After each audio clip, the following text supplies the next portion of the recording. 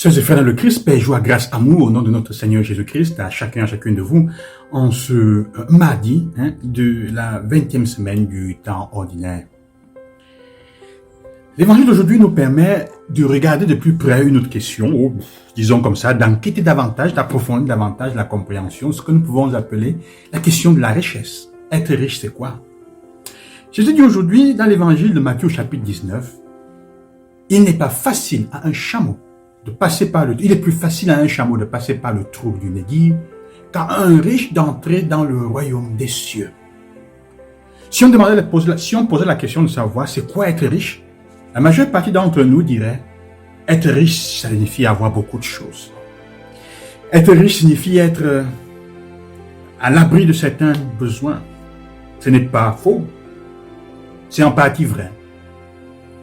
Mais le riche, en fait, c'est celui qui, disons-le avec, n'a pas besoin. Ou qui pense de pouvoir faire à moins de certaines choses.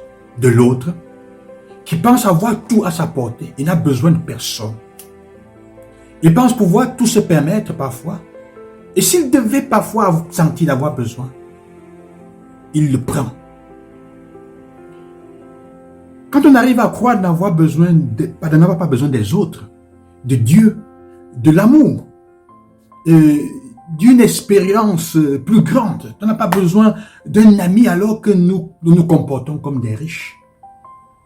Il y a des personnes nécessiteuses, il y a des personnes qui n'ont pas beaucoup d'argent, beaucoup de biens, qui sont, disons, dans l'indigence, qui sont plus riches parfois que celles qui possèdent quelque chose. Parce que elles ont un besoin, un désir parfois acharné de montrer à l'extérieur qu'elles n'ont pas besoin des autres, qu'elles ne veulent dépendre de personne. Et qu'elles possèdent quelque chose en fait. Vous voyez les personnes qu'on pense qui vont dire, qui se vantent, qui gonflent comme on dit quelque part, qui sont toujours celles qui, comment dire, là où elles sont, on doit les écouter. Elles parlent, c'est-à-dire que souvent elles sont intelligentes.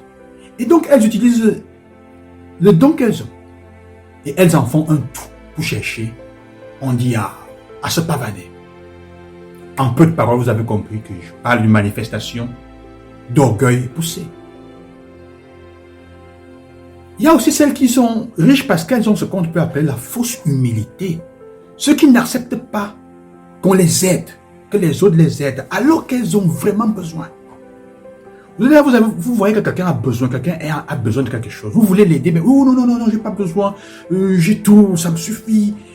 Alors qu'elles vont rentrer le soir à la maison et elles vont galérer.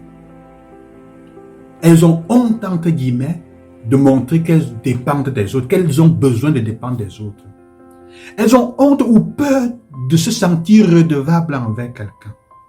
Alors, elles vont faire cette fausse humilité. C'est le comportement de riche. Et il n'est pas facile d'aider ces gens de personnes-là. Il n'est pas facile de les sauver. Il faut sauver une personne qui se comporte comme un riche.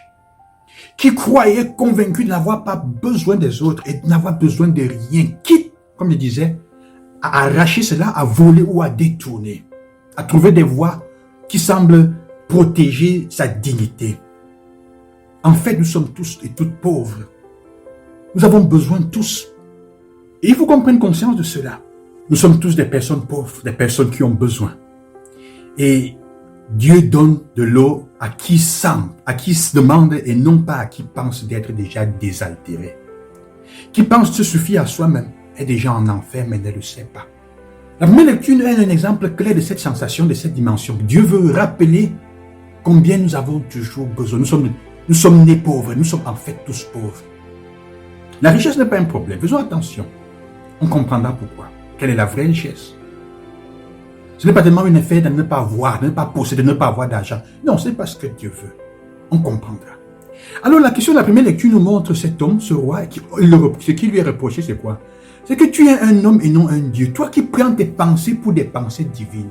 Les gens qui se comportent comme si il ou elle était Dieu. Même s'ils ne possèdent pas beaucoup de choses. Chacun dans son petit contexte.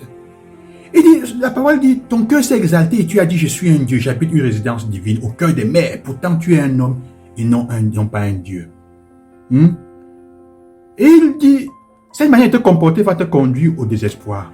La première lecture, quand vous la lisez, vous comprenez que Dieu, en fait, veut vous faire comprendre que toutes les fois que tu te comportes de façon riche, avec égoïsme, de façon comme si tu n'avais pas besoin des autres, tu finis par te mettre dans des problèmes plus gros. Les problèmes qui tombent sur ta tête et te détruisent sont plus gros. Parce que tôt ou tard, tu finis par attaquer quelqu'un. Et cette manière de faire, c'est la mentalité de Satan.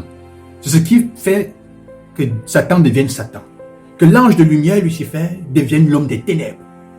Il ne veut pas se sentir créé. Il pense pouvoir avoir tout. Il n'a pas besoin de Dieu. Il n'a besoin de rien. Il pense être suffisant et autosuffisant à lui-même. Alors, la vraie pauvreté consiste dans le détachement des choses que nous sommes et même de ce que nous sommes. Nous sommes des personnes de besoin. Nous aurons toujours besoin. Il ne s'agit pas de chercher à la sauver de quelque manière ou de nier cela.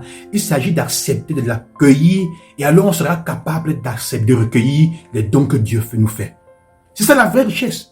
La capacité d'accueillir ce que nous avons comme un don pour mettre au service de l'autre. Le détachement des choses. Donc quand il nous est demandé de ne pas nous attacher au bien matériel, c'est pourquoi? C'est pour que nous soyons détachés. C'est pour vivre avec la certitude que quel que soit ce que nous possédons, nous ne cesserons jamais de dépendre de Dieu en ce qui concerne la vérité profonde de nous-mêmes, en ce qui concerne notre vie, en ce qui concerne le besoin profond que nous avons d'être aimés, d'aimer et d'être des personnes de paix, de joie et d'être des personnes qui ont besoin d'être heureuses. C'est pour ça que nous sommes invités à ne pas nous attacher aux choses, parce que ça risque de nous faire penser qu'en possédant cela, nous pouvons avoir tout le reste. D'ailleurs, c'est ce que le monde fait. C'est ce que le monde veut nous faire penser. Ceux qui ont essayé et qui se trouvent à se rendre compte que, en fait, ils ont été trompés. Alors, il faut qu'ils nous fassent penser qu'être quelqu'un, être heureux, être riche, ça veut dire posséder des biens. Être riche, ça veut dire avoir ce qui te sert et ne pas être attaché à cela. Avoir ce qui te sert et l'utiliser pour construire un monde meilleur. Et le règne de Dieu qui est amour, joie et paix. Alors, oublier cela donc nous conduit au désastre et à l'humiliation. C'est ce que la première lecture nous fait comprendre. Oublier cela te permet de faire entrer dans une dimension d'être orgueilleux. Et tôt ou tard, ça te conduit au désastre d'une façon humiliante. Regardez autour de vous.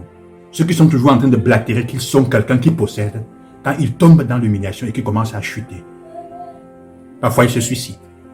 Que le Seigneur vous accompagne et qu'il vous bénisse, qu'il vous donne cette grâce, la grâce de vous rendre compte dans l'humilité que nous avons besoin tous les uns des autres et personne ne peut vivre sans avoir besoin de l'autre. Et acceptez cela. À demain, le Saint Jésus-Christ. Que Dieu vous bénisse.